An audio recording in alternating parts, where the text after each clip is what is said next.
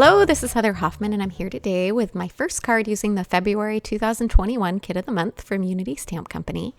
I'm doing some really simple stamping and fussy cutting there. You can see that fun globe image, and I have my sentiment kind of pre-done. I fussy cut out that image and trim down the sentiment, and I have a panel of A2 cardstock. I'm going to do some fun pattern paper layers. This is just a slightly older My Mind's Eye pattern paper pad. Don't feel like you have to get anything new. This is actually a great way to use up your scraps. This is double-sided paper, so I just kind of, whenever I'm doing paper layers like this, I like to kind of play with my layers until I'm happy with the arrangement. You can kind of see there I have just alternating so I don't have two similar colors next to each other. Now that I have these lined out, I'm just going to start tearing the edge, and I skipped ahead a little bit so you didn't have to watch me tear the edge off of all of these pieces of paper. But now I kind of have the layers how I want them, and this is where I kind of started playing around trying to decide how exactly I wanted them on there. At the end, you know, of course, because you've seen the finished card, I ended up putting them towards the bottom, but I wasn't sure how wide I wanted the pieces to be, how far I wanted my images to overlap. I didn't want to cover up too much of my pattern paper.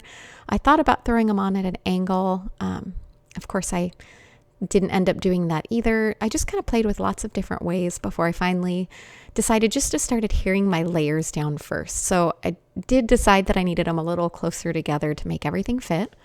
And you can also see there as I'm taping each one down, I'm using my fingers to kind of curl up that torn edge. This is just going to add a little more texture and dimension to these layers. Not something that's necessary, but I love that that extra bit of texture it gives along with the torn edge. It just kind of helps bump that up a little without having to put tons of thickness between layers or anything else.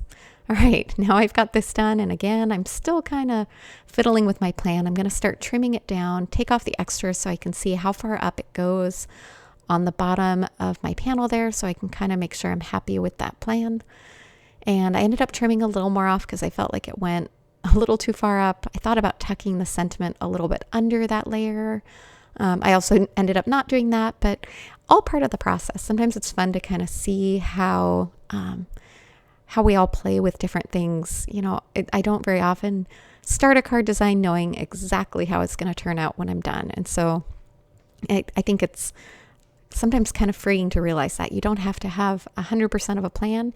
And even if you have a plan and it's not working, it's okay to change that. So I even kind of started switching up a little my whole layout that I had originally planned on.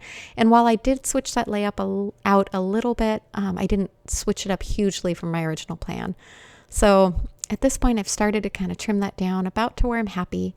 So I kind of picked where I wanted, which part I liked best of those torn edges, and I trimmed it down to the width of this card. And then I also remembered that I wanted to trim this entire panel down to be a little bit smaller than my card front. And also see there, I was going to tuck my sentiment behind, and about there is when I decided that I was just going to put it over the front. Now I'm trimming an extra 1/4 inch off of the side of this, and then I'm going to take that A2 panel that I have there, trim that down by a 1/4 inch on each side.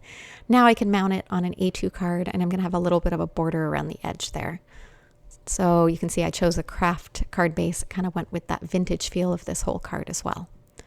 All right, about here I also decided, okay, we need a little more texture. So I pulled out my May Arts. This is jute string in ivory.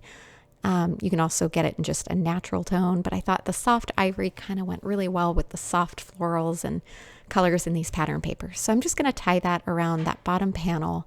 I did this before I adhered it onto that white cardstock, because this way, once I've tied that bow and fiddled with that, I can put foam adhesive on the back, and it's going to allow me to leave some space for that ribbon or that twine there to go behind the pattern paper. So I'm going to trim my foam tape down so it goes around.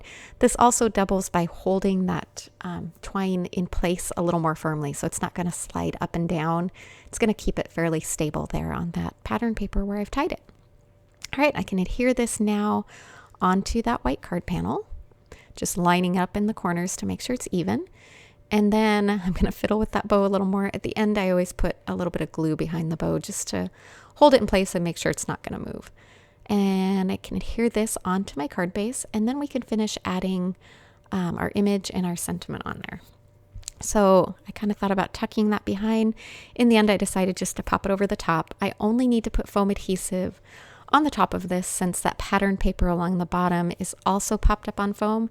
That's going to hold that the bottom of the image up off of the base already. If I put foam on that, it would kind of stick up in a funny angle. Same thing with my sentiment. Since I'm overlapping it, I'm only going to put a little foam on the outer edge, and then I'll also tuck a little liquid glue into those spots that are overlapping just to make sure they're held sturdy in place.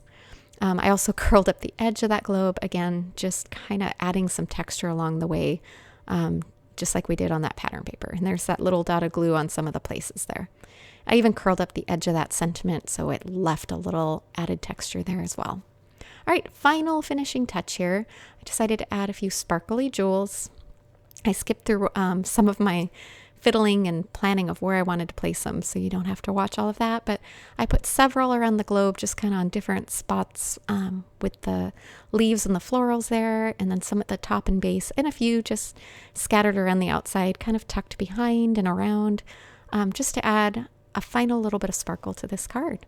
And there you go. It looks like it took a lot more effort than it really did, but a very simple, easy card design and a great way to use up that pattern paper. Thanks so much for coming by. Have a wonderful day.